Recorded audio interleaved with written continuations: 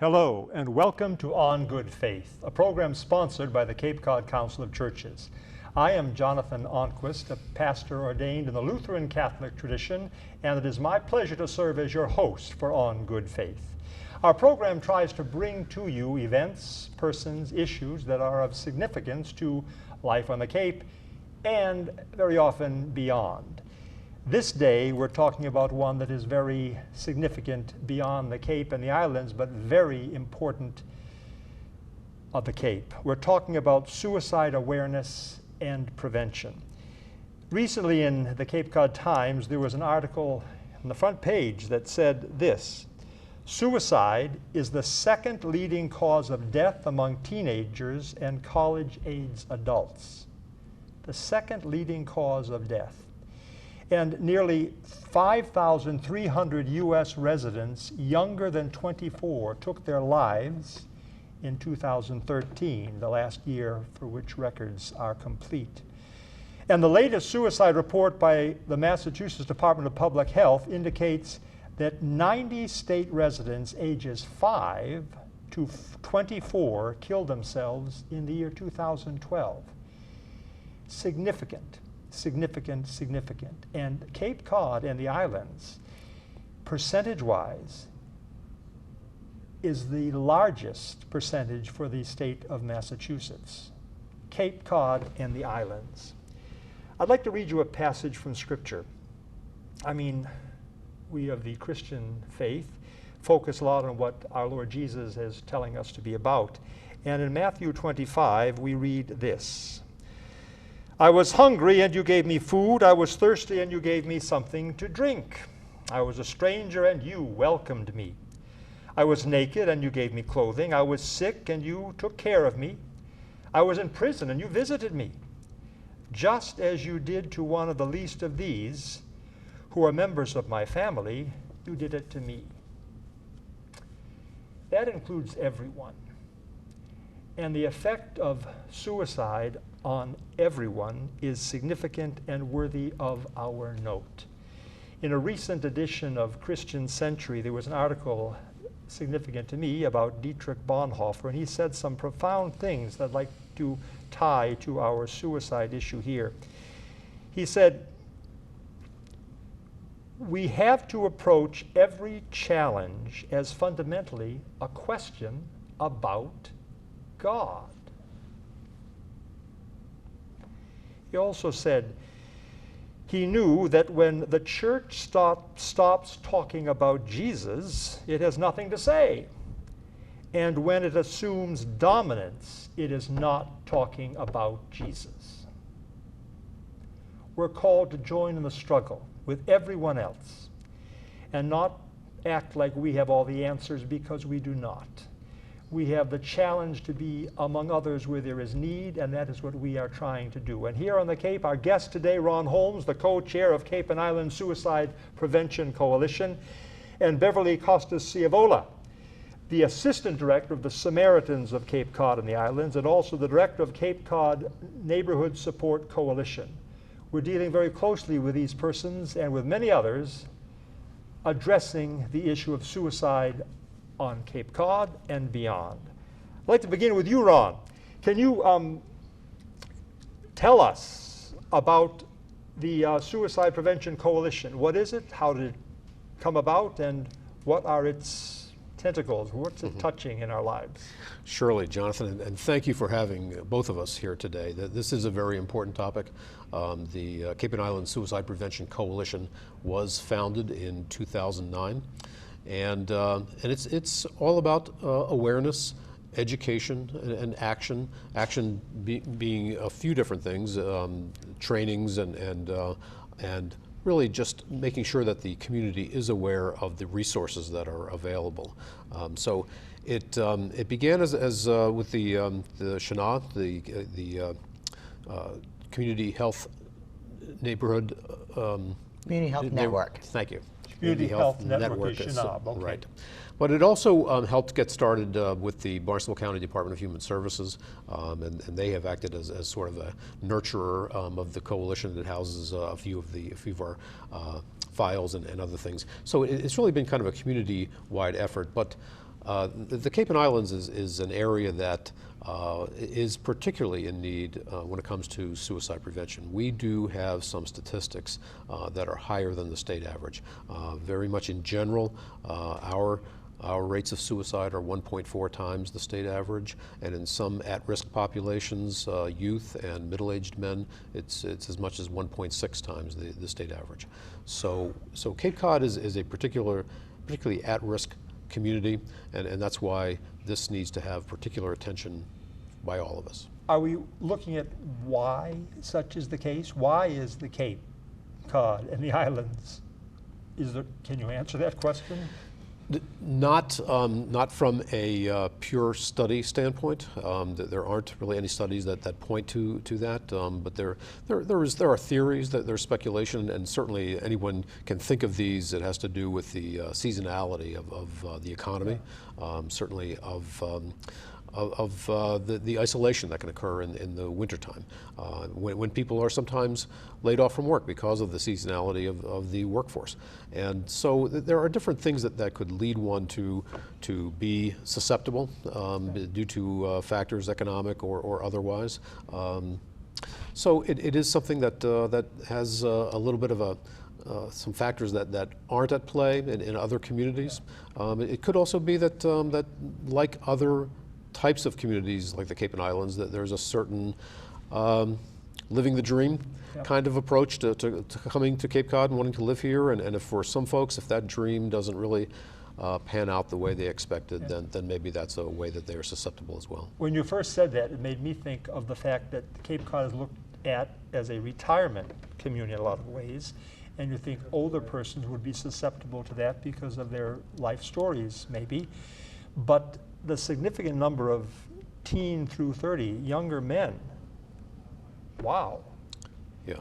That's a significant story that is not dealing with being old and retired. It's being young and wondering where to go. Well, you're doing with this, Beverly. How does the Samaritans and the Neighborhood Support Coalition, what is that, and how does that work from what Ron is talking about? Sure.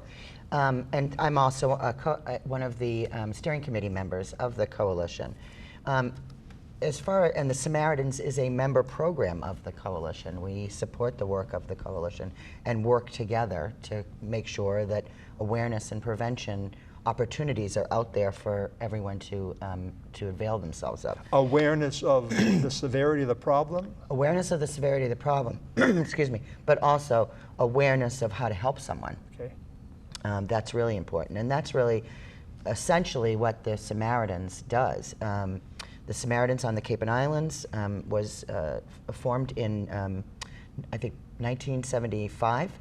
It was started in 1953 by a vicar, Chad Vera, in London. And he had a 14-year-old in his congregation that died by suicide, and he was devastated. Couldn't understand why she hadn't reached out for help, who had been around her. And so he started a hotline, and he was the only person that answered that hotline for the longest time. But he started bringing in volunteers to help him with office work, and sometimes those people on the hotline would want to come in and talk with him. He did a lot of pastoral counseling. And so what he started to notice was that these women that he had coming in and serving tea and coffee to the people that were waiting to see him, sometimes they didn't wait to see him. They just got up and left. And he thought, wait a minute, these women can do the work that I'm doing. Some people don't need counseling, they just need someone to listen to them. And so out of that was born the idea of the Samaritans. And he began training these people who he had originally thought couldn't do the work because they were just lay people, and found that actually they were better at it than he was, because he was looking at it from a counseling perspective, and they were looking at it just as, I want to be your friend and hear what it is that you have to say. A lot of us, I think, myself included, the Samaritans, we think they're specifically dealing with people that are ready to jump off the bridge. But some of them are. Some of them are, yes. But some of them are just people that are at a low point in their life and they need someone to listen to them. Absolutely. And you don't need to be a esteemed counselor to Yeah. Open your ears and your heart to listen. How do you train for that? And so we hold trainings anywhere from 4 to 6 times a year. It's 5 nights, 4 hours a night. So it's a significant amount of training to get you up and running. We teach people, what is suicide? How does somebody come to the decision to die by suicide, to attempt suicide? And we also talk about how it is that you answer the phones. And that's really key, because we run on a principle of befriending. And so we don't give advice, we don't give resources unless somebody asks for them. We're really there just to listen. And not just to listen to what's being said, but also to listen to what's not being said. And to go to that place of pain with that person who's calling. So not to say, you should look on the bright side, let's talk about some things that are going good in your life. Instead, we say, tell us how it feels when you're so low that you think dying is a good option for you. And by doing that, we're allowing them to talk about that pain, where everyone else in their life they've burnt them out, frankly. But to be a person answering the phone, and they need to have some training to be able to respond to some questions like you're suggesting that we ought. Yeah. And that's what you said about the training that is provided by the Yeah, Samaritans. we do a lot of role playing, different scenarios that might occur with someone that's on the phones. We have, in any given year, we answer upwards of 18,000 phone calls from that one little office in 18,000? Yes, yes. And you can get 30 calls on your 6-hour shift. My first shift, I had 50 calls. Wow. Well, now, Beverly, that's the Samaritans. That's the Samaritans. Which is part of the responding community Yes. to the issue of suicide awareness and prevention.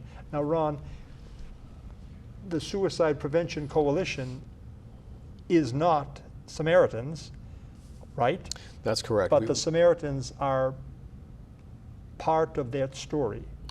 Absolutely. The Samaritans, are, as Beverly so well just explained, they provide that service, that ear for someone who needs someone to listen to them. The Suicide Prevention Coalition is not a direct service provider. So the coalition is made up of direct service providers and other stakeholders for suicide prevention and awareness, but other stakeholders could be just individuals. So it's anyone who has a particular interest in this topic, but we are not a direct service provider. As the name implies, a coalition is a group of those folks, those direct service providers and individuals or other organizations who have an interest in suicide prevention. And so we as an organization, we try to pull together all that information about the trainings that are available, and some of those we sponsor ourselves. On October 9th, as a matter of fact, we hosted and sponsored a training it was part of the All Cape in-service training day that happens every year, and we sponsored a training on SOS, signs of suicide.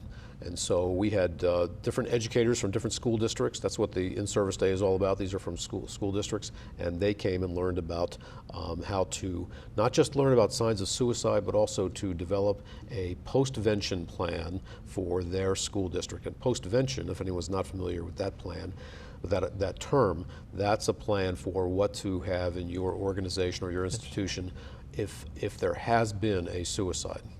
So there's prevention and postvention. The signs of suicide, I think you gave that brochure that I hope we could show that on the camera, because that was very significant. A lot of the things that you are providing information and what we can be doing through that agency. But now, a coalition, like you said, is not a direct services. You're a place that compiles what can be done, what needs are, and does everybody work together with joy and hope? That would be nice. Yeah, we try to. Certainly, it can be a topic. Suicide, obviously, can be a topic that some people might shy away from or have difficulty with. We try to allay that. It is Just like mental illness has in recent years become a topic that more and more people are comfortable talking about. The same is true for suicide, where it is something that needs to be talked about. It can't be hushed up or shunned. It has to be something, it can happen in any family or to anyone. So it is something that we do need to have a good awareness of and know those signs of suicide, know what to talk about, what not to talk about. And I'll say here that one of the trainings that we sponsor is the most basic form of suicide prevention training, and it's called QPR, for Question, Persuade, and Refer. And it is not for professionals. They can take it. Persuade, and refer. So it is for anyone who wants some general awareness of the do's and don'ts about talking to someone about suicide or knowing some of the signs about suicide. One of the trainings I took a couple of years ago with Barnstable County made me aware of something that was a good learning experience for me, because I grew up in the Midwest and I had thought that you don't mention suicide to somebody, because if you mention suicide, you're going to put the idea in their head. One of the first things we learned is say the word. That's a myth. Yeah. Talk about it. It's a myth. And I think those myths inhibit a lot of the good that can be done by a lot of different people. Those myths are what create the stigma around suicide. And just like with cancer, 30 years ago when it was known as the C word, the S word, suicide, you need to be able to say it, and you need to be able to say it out loud, and that helps to reduce the stigma. And so much of it is, as Ron said, this is connected to mental illness. This is connected to addiction. These are issues that we have a significant amount of here on the Cape and Islands. And so suicide awareness and prevention and reducing that stigma also then reaches out and helps those communities that are dealing with domestic violence or sexual assault or opiate addiction, whatever it is, because those types of situations, those types of trauma may be one of the catalysts for someone deciding that suicide is an option for them. There's so many challenging connections in our road in this life of ours, and to keep suicide over in a corner, it's got to be in the middle of the mix. And I think we need to talk about it with sincerity and with hope. And you both working as you are with suicide prevention and awareness, are you hopeful? And where is your hope? Oh, absolutely hopeful. Good. It was one of the reasons why we started the coalition in the first place. We knew that people needed to start talking about this. At that time, we had something like 6 or 7 youth suicides. Youth suicides? Youth suicides in the prior 2 years. Nantucket had seen a significant amount of a cluster of youth suicides. And we knew that people needed to start talking about it. And some of the families actually approached us and said, help us to tell the story of our child. Help us to talk about why it is that my son or my daughter died by suicide. And so we are hopeful. We know statistically that almost 90% of suicides are preventable. Suicide is preventable. There are always that minuscule amount, that 5–10%, that it's an impulsive act. There may not be any warning signs that are really evident. They're very overt instead of being covert. And so you might not know. But overall, suicide is a preventable occurrence. And there are lots of things that we can do to prevent that. One is to continue breaking the stigma by using the word, and the other is to bring these trainings to the community and blanket everyone. It's not just about what the professionals can do, because sometimes we don't get that until it's too late. We're on the other side. We're helping the family members deal with the death of somebody. We need to be there on the front line dealing with that person who's decided that suicide is an option. And the families also, I would imagine, deal with guilt. Absolutely. And that is very significant, I think. And is it valid? I mean, you said 95% of the suicides are preventable. But they're not necessarily preventable by the family. Right. Because the family is not trained. If they haven't had training, they don't know what to look for. Particularly in a teenager, it may seem like teenage angst. Oh yeah, my kid's going through this phase. They're not talking to anybody, their grades are slipping a little bit. Oh, it's just, this is what happens to teenagers. And also, no one wants to think that that's an option for their loved one. And so in our heads, we don't go there because that's too painful. And so it's preventable by society being more open to people getting help, because we put a stigma on mental illness and people seeking services. Or if you go there, they're going to say you're crazy. Yeah. And so when we stop that, then we give those people the opportunity to come in and talk about it. Why is it that you've chosen suicide as an option? And that's the part where the prevention comes in. That's so hard to make that change in the way we've dealt with these issues and bringing them up. It's hard, and it's, I guess we're progressing, but very slowly. Slowly, but faster than we were. Okay. And I echo what Beverly was saying about there being hope, because there is hope, and a good sign of that hope is that we are making progress at a faster pace about being able to talk about it, about being able to be more comfortable with reaching out to someone. It could be a friend, could be a relative, could be a coworker, and if you see a person who maybe is not doing that well, maybe showing signs of depression or there's some other activity, one of the signs of suicide, then to be comfortable in reaching out to that someone and asking if they're okay. Sometimes that's all it takes for them to respond to, just that someone cared enough to ask if they were okay. And as a society, the more we are comfortable in doing that, then the better we'll be in the long run. Talking about it and reaching out to people. And I know we don't have much time left, but I think what was significant about an article in the Cape Cod Times recently talked about cell phone connections with people, how that's opening up in the Samaritan story. Yep. Because people don't want to talk to each other. The young people don't. Young people Texting, don't they want to talk. Text. They want to text, right. And text about, ooh.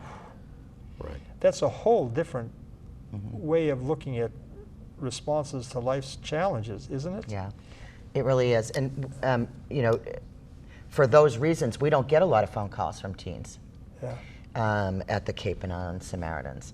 We do get some from young people, maybe over the age of 21, 24, but teens really prefer to do the texting. And Boston is now looking into that and has started it, the Boston Samaritans. We're not quite there yet on the Cape and Islands, but it is something that our executive director and the board of directors is looking into. Can we make that happen? And we hope that in the future that we can. But that's a whole societal issue too. I mean, the texting and the lack of, I think, good person-to-person, face-to-face communication with friends or neighbors or relatives or anybody, that's becoming less the norm.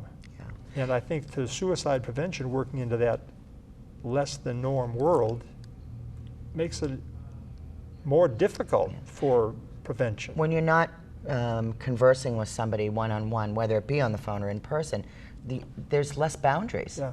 And so in that case, when you have less boundaries, then suicide also becomes more of a reality option for you, because no one's trying to bring you back into the fold, so to speak, and get you the help that you need. It's very impersonal. I would prefer to talk with someone, but if texting is the only way to reach a young person, then we will try to make that happen, because it's important to reach our young people. The SOS program that Ron mentioned is very significant. Signs of Suicide is a program that actually is done in schools. It is for the students, and it's a peer-to-peer. It's teaching those students how to recognize the signs of suicide in their friends and how to respond to that in a school setting and outside of school setting. It's specific for working with youth. Are most schools opened up to that, saying, yes, welcome, SOS? They have. Certainly more so. Yeah. We were fortunate to have a youth suicide project here on the Cape and Islands. Because of our high rate of suicide, we got a grant from the state that supported a youth project for about 5-6 years, that just came to an end, and the woman that ran that program was able to access about 5 or 6 school systems on the Cape and do the SOS training. Recently, 5 of us from the coalition went and got trained in the SOS model, so that now that that youth suicide project is over with, we can continue that work and bring it to the rest of the schools that don't have it. But schools are open to allowing that in, because that's one of the things Most I remember schools. that was difficult in some respects. To bring in suicide prevention to the middle school is like, what? Yes, just like everyone else, that they were reluctant to go there. So now they are more open to that. They realize that it is an issue and one that needs addressing. So they are open to folks like the Suicide Prevention Coalition, the Samaritans, and others coming in to help them address that issue. Yeah. Well, thank you both, Beverly and Ron. Thank you very much for your information. I hope that the word gets out through our television show and through your work. And I encourage you, as persons watching our show today, to take to heart what you can do as you listen to a neighbor, a friend, a relative. Listen, and don't be afraid to do something. That the need is there. And I think one of the things that, again, I'll go back to my friend Dietrich Bonhoeffer. I can't say friend, but I really appreciate his words. He said, the point isn't the conclusion you come to, the point is you're in there. Yeah, that's for all of us. The point is not the end result of everything, but that we're there doing our best to address a situation that is really in need of a significant address. We are people who can do that. And I do hope you will be one of those persons who listens and learns too, and shares with your neighbor, your friend, your family member, your world. Thank you for being with us on Good Faith. I look forward to seeing you again. Peace to you.